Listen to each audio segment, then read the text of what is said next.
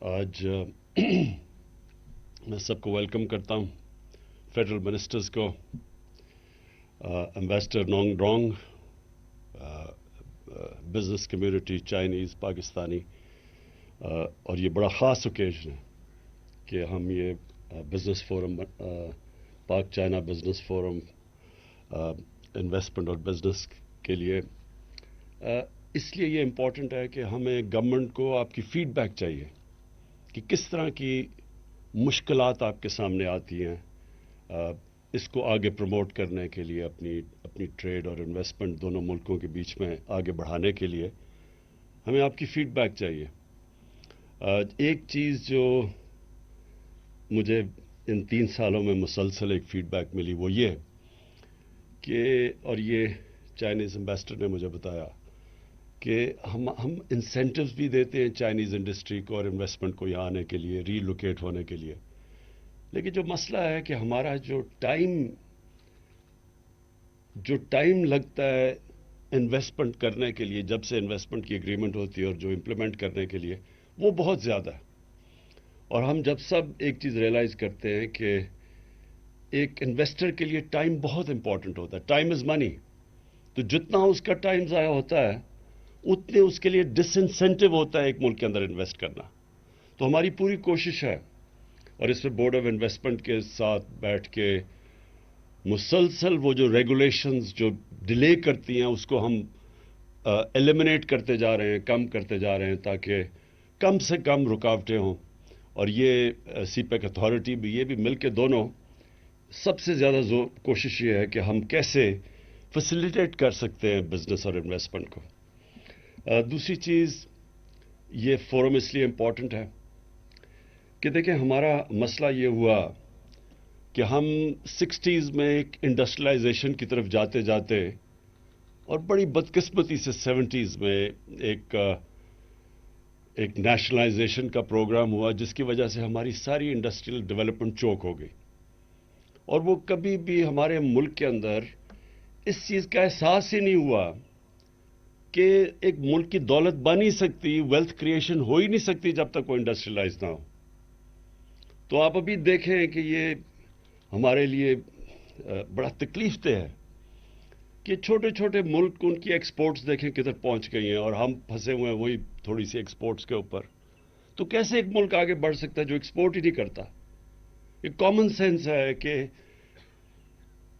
کوئی بھی اگر معاشرے نے آگے بڑھنا ہے تو جب تک وہ دنیا کو چیزیں زیادہ بیچے گا نہیں، وہ آگے کیسے بڑھ سکتا ہے؟ اور صرف ہم ابھی بھی میں دیکھ رہا تھا کہ ایگریکلچر چیزیں ہم سبزیاں بیچ رہے ہیں اور پیاز بیچ رہے ہیں، اس سے تو ملک کی دولت ہی بننے لگی۔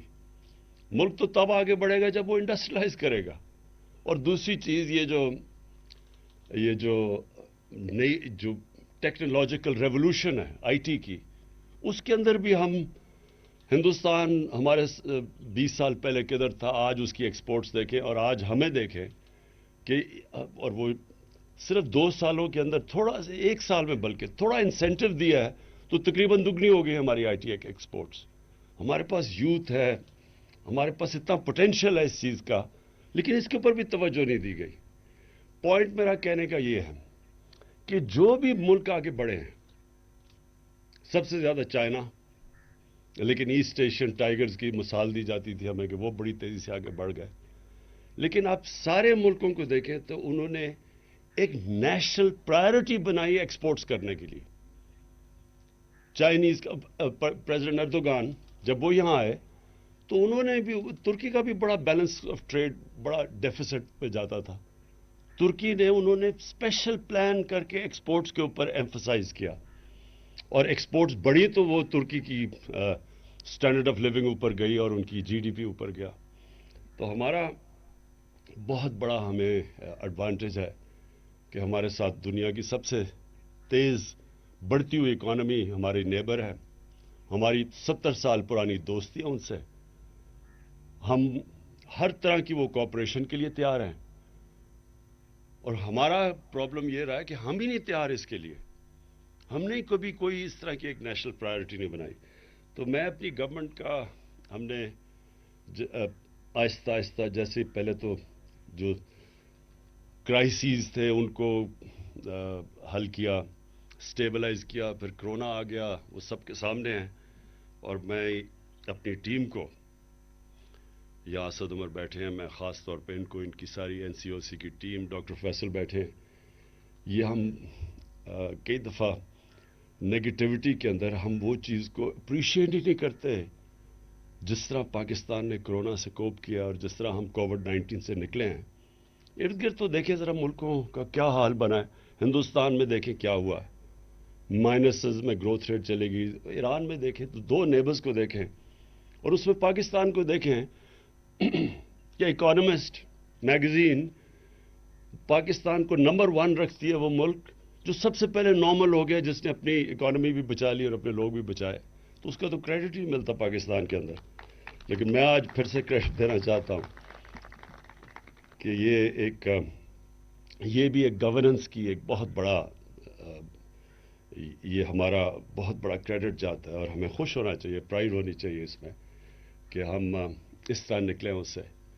تو ایک کے بعد دوسرے کرائسس کے بعد ہم نے پوری اپنی گورنمنٹ کی اب الائنمنٹ کر دی ہے کہ ہم نے انڈسٹریلائز ہونا ہے اور ایکسپورٹس بڑھانی ہے، اور ہر چیز جس سے ہم اپنی جو ہمارا ملک سے باہر ڈالر جاتے ہیں ان کو کم کرنا ہے، جس میں امپورٹ سبسٹیوشن ہے، وہ انڈسٹریز ہم نے ان کو انکریج کرنا ہے.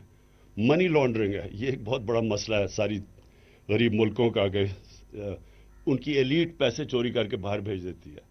وہ بھی ایک ہمارا ہی نہیں، ساری ڈیولپنگ ورلڈ کا یہ مسئلہ بنا ہوا ہے. وہ جو فیکٹ آئی پینل تھی یونائٹڈ نیشنز سیکرٹری جنرل کی، وہ کہتا ہے کہ 1000 ارب ڈالر ہر سال غریب ملکوں سے چوری ہو کے امیر ملکوں میں چلا جاتا ہے. تو وہ، اور پھر اپنا جو چائنا کے ساتھ ہم یہ جو سی پیک فیز 2 ہے، جس طرح امبیسڈر نے کہا کہ جو فیز 1 تھا وہ تو کنیکٹیوٹی تھی اور پاور پروجیکٹس تھے، جو فیز 2 ہے وہ ایک تو بزنس ٹو بزنس، اور یہ جو آج فورم بنا ہے اس کو ہم نے پروموٹ کرنا ہے.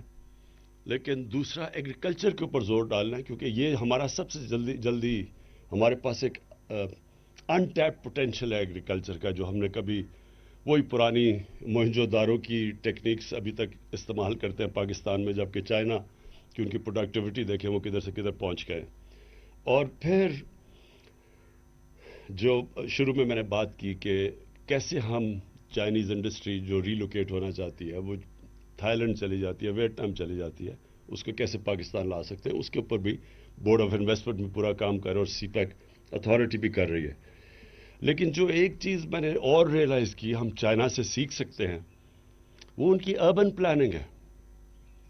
پاکستان بڑی تیزی سے اربنائز ہو رہا ہے، اس کے اندر بڑی پوٹینشیل ہے اربنائزیشن میں، کیونکہ ڈیولپمنٹ اربنائزیشن ساری دنیا میں جو انڈسٹریل ریولوشن تھی وہ اربنائزیشن سے ہوئی تھی.